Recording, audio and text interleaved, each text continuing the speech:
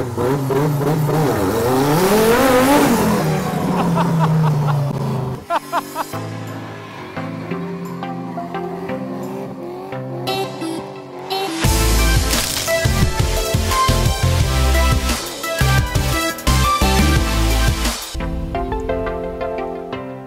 Tjena! Läget? Jättebra. Ska vi titta på någon rallybil idag eller? För jag såg, där var det ju spikdäck. Ja, det kan ju vara bra att ha ibland. Idag ska vi väl ta och titta på min Fordson Dexter med en Volvo 5 i. Fordson? Ja, en traktor. En traktor? En traktor. Vad har du den då? Den står här utanför. Är med här så vi går och kolla. Ja, men vad är detta för någonting? Det är en Fordson Dexter 1964. Men vad använder man den här till? Den här har jag ju till att tävla med då. Jag kör traktorrace, traktorspeedway, traktorcross kör vi i Målilla. Traktorcross? Traktorcross, då kör vi på crossbana. Ja, men är det ens möjligt? Det är möjligt, men det är studsigt. Men det är väl ingen fjädring på en traktor? Ingen fjädring alls. Det är ju bara däcken som gungar. Och du sitter helt fast i stolen och det är ingen dämpning i stolen alls utan du är helt stumt monterad i hytten. Men det funkar. Men det känns i kroppen när man har kört ett par lopp. Men alltså, fanns det flera olika grenar i det här då? Ja, mestadels kör vi ju traktorrace då, det är slalom. Då kör man mellan balar som uppställda då. Så där kör vi ju 5-6 tävlingar om året ungefär. Och det är ju start i juni och slut i oktober ungefär. Var det någon tävling på gång då eller? Ja, vi har ju Hylletofta här nu, 14 september då. Så det är det vi laddar för nu. Så får vi hoppas att grejerna håller. Det har varit lite problem i år men det är ju så, det frestar ju grejerna. Det är ju en helt standard 850 motor. Den är orörd i botten, det är ju originalstakar och den är inte ens öppnad ju. Lite för ettre traktor egentligen men man lär sig att köra den. Ja men alltså hur får man en idé att sätta en Volvo-motor i en traktor? Ja, man har för mycket fritid. Alltså vem kommer på idén att man ska trimma en traktor? Ja, det är ju en bra fråga. Jag tror att det började med att Rickard Nilsson, som nu tyvärr inte finns med oss längre, från Gotland. Han började ju lägga upp på YouTube då, Terrortraktorn. Och det tror jag väldigt många är motorintresserade vet ju vem Rickard är i alla fall. Så det var väl där det startade egentligen. Och då när Rickard hade lagt ut sina filmer då hade jag faktiskt på och byggde en traktor. Och det var ju egentligen bara en slump för det var en kompis som frågade, han hade varit och tittat på en traktor. Så han, ja men det står en T22 här med en D24 liggandes jämte, en rak dieselsexa som de har påbörjat att bygga i. Så du köper den? Ja det kan jag väl göra så det var ju bara en slump. Jag hängde med och vi tog med den hem. Och sen stod den här i verkstaden något år och så. Sen byggde jag ihop den. Och det var ingen mening att jag skulle tävla med den så utan det var ju bara en rolig grej att bygga ihop en traktor med en bilmotor liksom. Det var ju bara en häftig grej. Men sen var det en kompis som frågade, det var utanför Sävsjö här i Sandsjöfors, traktortävling då. Så det var med på traktorrace. Jaha, vad innebär det då så jag? Ja men man kör slalom mellan balar och så då. Ja men jag kan vara med. Så jag åkte till skroten och hämtade en hyttbåge då. Satte på, var med och tävlade och första tävlingen blev 2:a. Så det gav ju mer smak. Så det bara fortsatte och sen var det fler som var intresserade i kommunen och då startades det ett team Hylletofta. Så vi har ju varit 5 aktiva nu då, 5-6 stycken. Och det var väl där det startade för mig så. Så jag har hållit på sedan 2013 kan man säga då. Så det har ju blivit några tävlingar nu men sen den gamla traktorn gick av på mitten på en tävling. Då hade vi start och mål i samma ställe då. Och när jag kom in i målet så var det startgropar jag körde över och då började traktorn hoppa och när det hade studsat 2 gånger så sa det knick, då var han som en fällknivtraktor. Så det var lite otäckt men den traktorn är hel igen i alla fall, så mycket kan vi säga. Den har jag sålt vidare till en annan kompis då. Du har ju 2 traktorer här. Ja. Vad är det för skillnad på de här 2? Detta är ju en Fordson Dexter och den traktorn som står jämte här är en Fordson Super Dexter. Fordson det är ju en engelsk traktor. Kom ju då på 60-talet, början på 60-talet. Jag tror det till och med kom på 50-talet, 58-59 någonting sånt. Grunden har jag inte så mycket koll på men just de här traktorerna har man ju lärt sig en hel del om nu när man har skruvat med det. Så den här motorn har ju lite mer hästar än vad Dextern har. Så Super Dextern var ju snäppet bättre egentligen än Dextern. Då måste det ju varit Men vad använder du den här traktorn till då? Den har jag ju som lite truck här nere. Jag byggde ihop ett par pallgafflar så jag kan lyfta in alla mina växellådor och bakaxlar så jag inte frestar ryggen för mycket. Så det är lite gårdstraktor kan man säga. Det är lite slit- och slängtraktor så. Men tanken är väl att den ska få en uppfräschning också. Nu har det ju blivit att jag har köpt rätt så många traktorer i och med att det går sönder. Så det är lite svårt med reservdelar och sånt där. Då när jag rasade bakaxeln förra året så ringde jag till 5 traktorskrota och det fanns inga grejer. Då får man ju lite smått panik så det tog mig 2 månader innan jag fick tag i grejer. Men då fick jag tag i den andra traktorn av en kompis i Hylletofta. Jag la ut en liten blänkare på Facebook och frågade efter delar men då fick jag ett sms. Jag har en traktor stående så vill du köpa den? Så då köpte jag den av han och så plockade jag bakaxeln från denna till racertraktorn då. Men då är det här alltså en standardtraktor och sen är det här, jag vet inte vad jag ska kalla det här. Det är ju en traktor, men vad kallar du det? Lillsmurfen brukar vi kalla den för. Rätt roligt bygge egentligen. Det har ju blivit oerhört många timmar nedlagt på det. Efter jobbet, varje helg, alla minuter man får över la man ju på traktorn liksom. Och sen blir man ju påpushad av kompis att nu är det snart Målilla, du måste få igång traktorn. Så en vecka innan Målilla, då gjorde vi första uppstart på traktorn. Och då var klockan 03.44 när den startade här inne. Så då var min kompis här, Jesper Fager då, och kopplade upp datorn och det och fick inte igång den och han tände inte. Då hade vi lite problem med triggen och sådär och få alla inställningar rätt. Men han sa att jag åker inte hem förrän jag har fått igång traktorn. Så vi var ju jättetrötta allihop. Det var folk som var nere och tittade, nej vi åker hem, jag menar mitt i natten. Det är vansinne egentligen men man brinner ju för det, man vill ju bara att det ska funka. Så vi fick igång traktorn och sen var vi ju rätt så trötta på det så på måndagen tog vi tag i det igen. Men då var jag ute och provkörde, ställde framför verkstaden här och insåg att det droppade olja från bakre vivvaxeltätning. Då blir man ganska trött på det att nej, jag struntar i det här, jag orkar inte hålla på med. Det får vara Målilla detta året, jag får ta det nästa år. Men då kommer det kompisar och säger att nej, vi skickar ur motorn. Jag hjälper dig, vi gör det nu. Ringer och frågar om du får vara ledig imorgon. Och det var ju inga problem. Vid 11:15 eller någonting så rullade vi in traktorn. Så 20:12 stod motorn på golvet. Och jag revde en svänghjul och plockade en vevaxeltätning. Ringde in till Volvo på onsdag morgonen och beställde en packbox. Hade den inom 2 timmar. Satte ihop den så på kvällen provkörde vi igen. Och på torsdagen så mappade vi traktorn på gatan då. Med hjälp av Nathaniel Seder där på Maxtuning i Vrikstad. Sen bar det av mot Målilla. Du, jag tänkte på en sak här. Framvagnen, om man jämför med originalframvagn. Så här så är det original med stag och sånt här. Ja.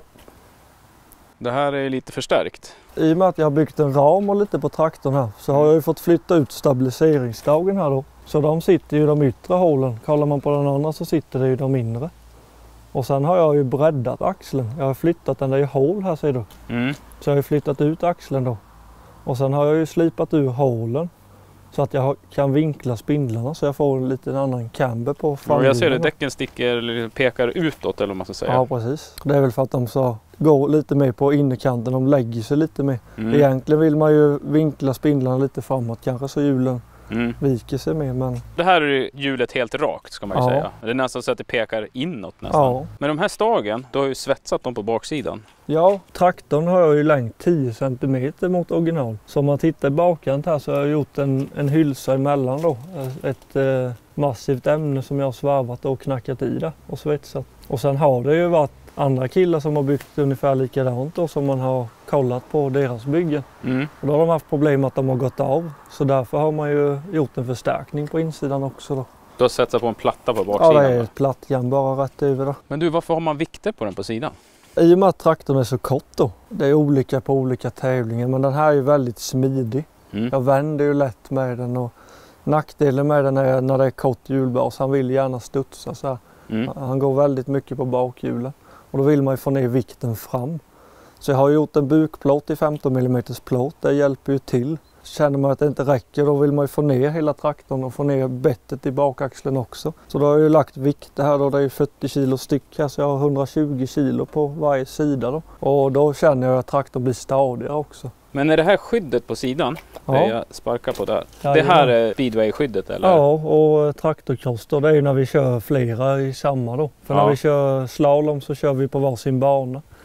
Så när vi kör, när det kan vara närkontakt, då har vi de här rören då. Så då ska de ju bara följa traktorn så att man inte kan gå in emellan hjulet. Ja, jag förstår. Men hur fasen fick du ihop det här pusslet? Det här är ju liksom ingenting man bara... Ja, det var ju till att börja grunna först och främst hur lång man ville ha traktorn. Motorn, alltså det bygger på rätt långt. Och sen vill jag ju ha hydraulisk koppling då för att det ska vara hyfsat lätt att koppla. Det håller ju ihop växellådan under också. Och sen har jag gjort en adapter här då för att få ihop bilmotorn med traktorn då. Många gånger så bygger man ju en adapterplatta fram på traktorn då, eller mot traktorns sprängkåpa. Här valde jag att skära det in ungefär så här mycket på sprängkåpan. Så jag tog bara vinkelslipen och kapade av den och sen pratade jag med en kompis som jobbar på ett företag här i Sävsjö som har fräs. Så han fräste av kåpan och sen fick jag börja mäta alla mått då. Har jag utgått från måtten på en 850 ingående axel då, men jag har traktorns ingående axel.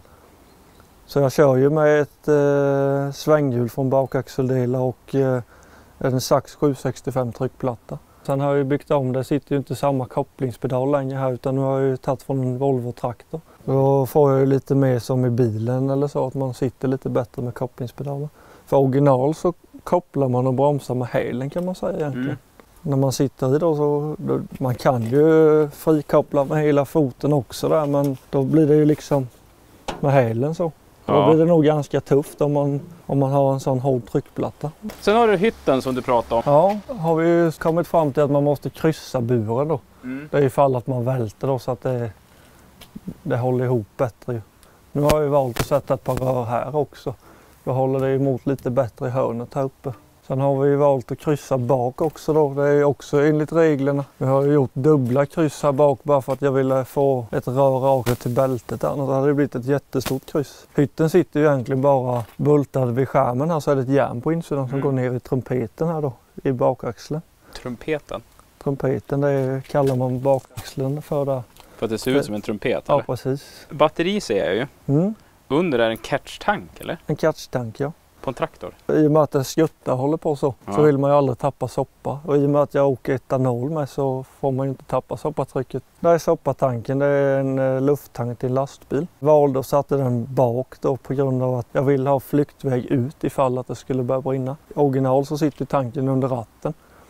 Men då kände jag att jag vill inte ha E85 där. Välter jag med traktorn och det börjar rinna E85 i knät på mig så är det inte så trevligt. Så då vill jag ha det bakom mig för då kan jag fly ut. Breda däck på den här? Ja, de har ju bytt denna säsongen. Jag har kört med diagonaldäck innan. Det var väl på grund av att de satt på traktorn från början. Däck kostar ju ganska mycket så. Sen har den varit lite stötig traktorn, han skuttar och jag har inte fått riktigt det där greppet i starten. Han vill ju bara speka liksom. Och radial, de är mycket mjukare de här däcken. Har jag valt att ta däck som passar precis till fälgen så att de blir rätt så raka. Men gungar man på traktorn så den är ganska mjuka däck så ju. Så han är inte så stötig längre. Jag hade lite problem med speedway, han går som en ankunge för med traktorn men det är nog lite på grund av att han är kort också. Han började studsa så fortsätter det ju. Och det man kan göra åt det är ju att stanna, men det gör man ju inte. Man ska ju först i mål. Då går det inte att stanna. Varför hade du dubbade däck inne då? Ja, det är väl också lite det där man bollar idéer med varandra när man är ute och tävlar. Då var det ju Rickard där, han hade ju också isdäck. Och några andra också. Och då blir det, ja men isdäck är nog bra. Då kör man ju på den idén liksom. Så det var det första jag hade på, det var isdäck. Och det har vi ju kört med i speedwayen lite då. Men sen är det andra som har sagt att men det funkar lika bra med 3-ribbesdäck. Jag hade lite problem i början i och med att han vill gå upp på bakhjulen. Så första tävlingen i Målilla så gjorde jag ett jätteris i starten. Och när traktorn slog ner så var ju fälgen platt. Det är ju lite för hårda de däcken. Så det slog ju sönder fälgarna för mig. Men då åkte man hem och bollade idéer och vi skär ut ett par plåtar och svetsar på innerkanten på fälgarna. Så jag har de som står där inne förstärkta fälgarna. Men sen frestade det ju. Då har jag provat att köra 3-ribbesdäck nu då, traktordäck, originaldäck. Han tål ju mer stöta. Och sen blev han lite högre traktorn men han lutade lite för mycket framåt innan. Men det styr bra, jag har ju dem alltid nu. Jag byter ju aldrig däck längre. Innan höll jag ju på att skifta det då. Men det är ju jobbigt. Men du, vad är detta för någonting? Varför har du en sån här? Det är ju styrkolven som sitter där. Det är ju orbitrolstyrning på den. Vad är det för någonting? Orbitrol, Ja. hydraulisk styrning. Hydraulisk styrning? Ja. Måste man ha det? Ja, men det går mycket lättare att svänga. Har du helt mekaniskt som på en original, sitter du då med rattkula och den nyper till hjulen, då har du ingen handled kvar ungefär. Det är många som får ont när det rycker till. Vet. Det är många som har gjort sig för det. Man får lära sig den hårda vägen, eller? Ja, lite så. Framförallt det hade blivit väldigt mycket rattande när man kör slalom. Det är fram och tillbaka hela tiden. Så därför har man ju valt att bygga servostyrning. Och sen är detta en väldigt speciell sport.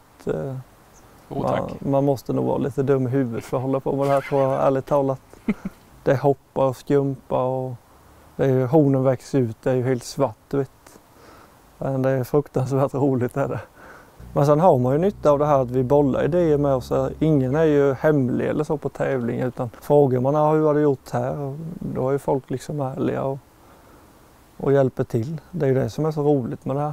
Men vad har ni för bakgrund då, ni som tävlare? Håller alla på med traktorer eller? Många har väl jordbruk och sånt där. Jag är ju uppvuxen i Sävsjö här, men jag har ju växt upp mycket i Hylletofta. Min mamma är uppvuxen där då. Så jag var ju mycket hos mormor och morfar när jag var liten då. Så det är väl därifrån en annan har fått det, i och med att jag jobbar ju med det också. Och reparerar traktorer och sånt då. Så det är väl lite därifrån jag har fått intresset. Motorn är ju fullt synlig här. Ja, vi kan lyfta av huven där om du vill, så får du se det. Nu har jag ju min lilla mejsel här, den har jag ju med mig varje gång. Men det här måste ju vara enklare än att skruva med en bil ju. Ja, det är ju öppet. Du kommer ju åt allting smidigt. Och motorn köpte jag ju bara på pall, det hittade jag på Facebook. Nej, det var ju motorlös med växellåda då. Utplockat ifrån en 850, så det var ju med framvagn och grejer då. Så det var jag hämtade i Huskvarna. Så jag visste ju ingenting om motorn. Vi kände ju att han gick runt och det kändes som det var komp i den. Så då tog vi med den här. Sen har vi bara bytt kamrem och lite då ju. Och sen är det en 16T då, väldigt liten turbo ju. Det spolar ju turbon fort här med, så jag har ju laddtryck väldigt tidigt.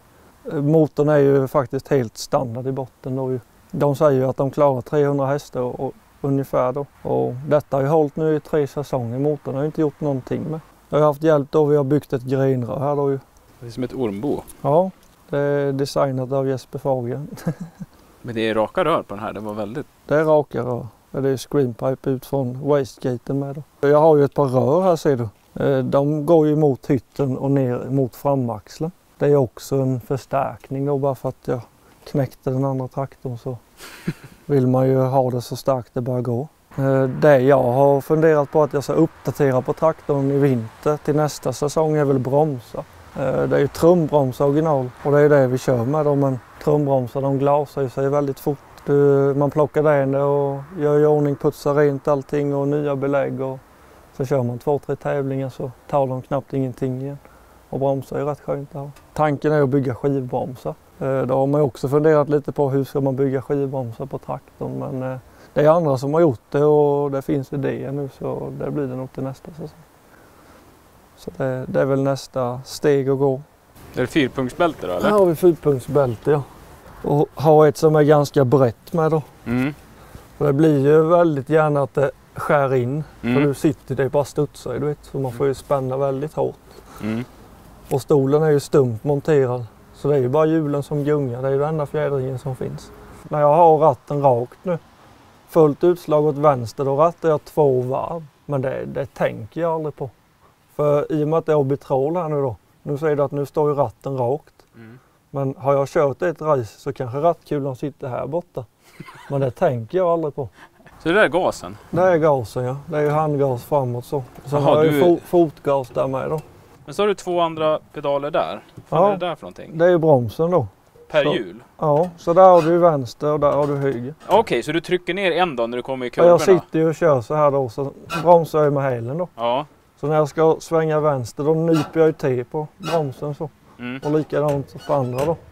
Men alltså när du inte har någon fjädring så den är studsar, så vet du vilken pedal du ska trycka på? Ja, det sitter i huvudet. Nu har jag ju 2:an bakåt och sen har jag 3:an framåt där och så backen bakåt. Och du ser att jag har byggt ett järn där. Det är för att rakt fram där har jag 1:ans växel. Jajamän. Men den vill jag ju inte få i när jag ska växla över till 3:an. Det har hänt en gång. Ja. Och då skriker det rätt bra i transmissionen. Så därför har jag gjort ett stopp där så jag kan aldrig få gittan. Och då har vi ju laddtryck, vattentemp, oljetryck och oljetemp. Och sen har jag ju bara här då laddning och oljetryck på 2 vanliga lampor där bara. Man skulle nog inte egentligen behövt ha några mätare för du hinner aldrig titta på dem ändå. Vad är det som går sönder på sådana här när man kör? Ja, det kan ju hända allt egentligen. Nu har jag ju haft problem med växellåda och bakaxlar. Här har vi ju problemet. Det är 2ans driv och det sitter ju 2ans driv där med. Detta är från växellåda nummer 1 då. Det hände ju mållilla. Det ska vara 41 kuggar här. Men det är inga kvar. Här är 2 stycken. Det har ju luggit en hel hög i botten här. Det är ju rätt så rejäla grejer, det ser man ju. Det är ju inte så, det är inga klena driv egentligen. Så ser det ut. Nu har hällregnet kommit här. Ja. Och det jag tror folk vill se, Ja, eller höra, det är den här när man startar den här. absolut. Och köra en liten runda. Jag kan ju tyvärr inte åka med, men du kan ju gasa lite grann här på parkeringen.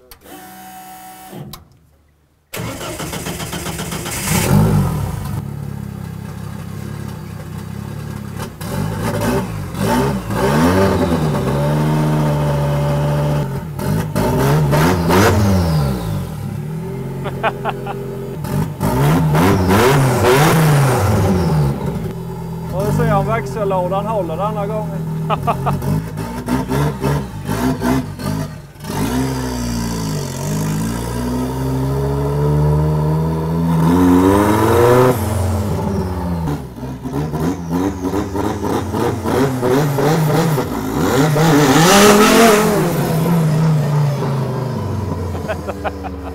Kepsen blåste av.